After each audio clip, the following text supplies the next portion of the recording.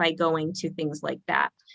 Just anything you see with like podcast festival or podcasts or anything with that in the name, I would say it's worth looking up.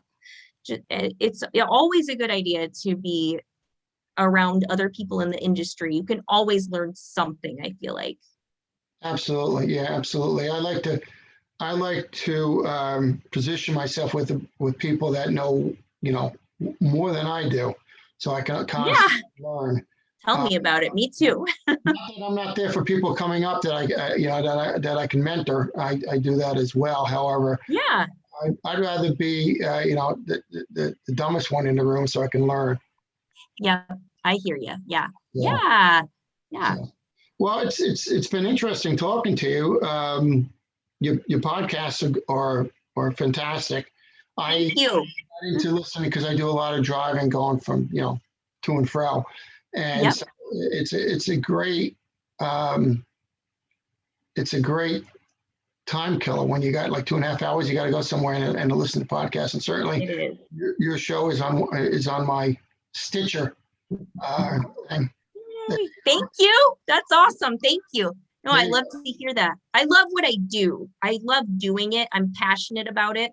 Every story that I do, I get very wrapped up into. I love the editing process, and I love, as morbid as it may sound, I love entertaining people too. So I love what I do, and I'm going to keep the stories coming and keep surprising people, I hope. Well, that's good. And I'm glad that you're going to do that. I'll certainly will be listening. And just to get into my purview for a second, did you ever think about writing a book? Absolutely. I have been thinking about it very much lately, especially like I mentioned with the Isaiah Sweet case. It's emotionally invested. Might not always be a good thing. One second. The Isaiah, you started and then it got cut off. Writing the book. Let's try it again. Yeah, I've absolutely thought about writing books. For one thing, I have a lot of like cozy mystery ideas spinning around in my head, and I've started, jotting down ideas. I would love to do that.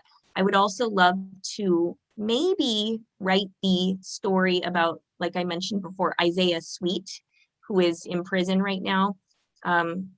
He has a story of he endured horrible abuse starting from toddler age. He was abused. He had mental health issues. He was neglected and abandoned by his parents, and so many horrible things. And ultimately, he ended up choosing a life of drugs, alcohol, and just bad decisions while he was in high school. And he ended up killing his legal guardians, which is a pretty horrible, monstrous act. But I would love to focus on kind of what made that monster and what he's done to distance himself from that person today. That would be a great read. When you had mentioned that, I think about Richard Biegenwald, and I mentioned it in my text. However, you can just do a case study on what brought him to be the person who he was, and the failure of the criminal justice system, especially the prison system, on the lack of rehabilitation. Now, not everyone is really going to be rehabilitated. Absolutely, 100%. But there needs to be that platform.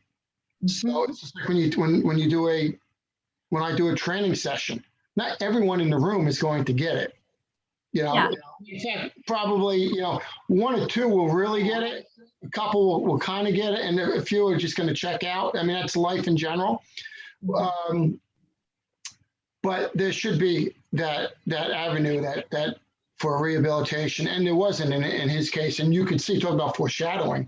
You could see the path that if intervention measures were not really taken, what was going to happen. And exactly, and it sounds like this is a good example again. Absolutely. of that.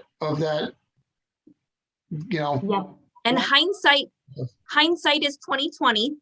but yeah, there's always something I think that's a trigger or like a buildup, and then there's the needle that, or I'm sorry, the straw that broke the camel's back eventually. It's with his case, yeah, it was the violence and the drug use and everything just escalated, and arguing with his legal guardians who were his grandparents, and then 911 calls and just so much domestic mess in their home. Something was going to happen, whether it was them killing him killing them, something bad was going to happen in that house. And it ended up being, the child whose brain wasn't done developing yet. In a moment of rage, he made a horrible decision, and he owns that.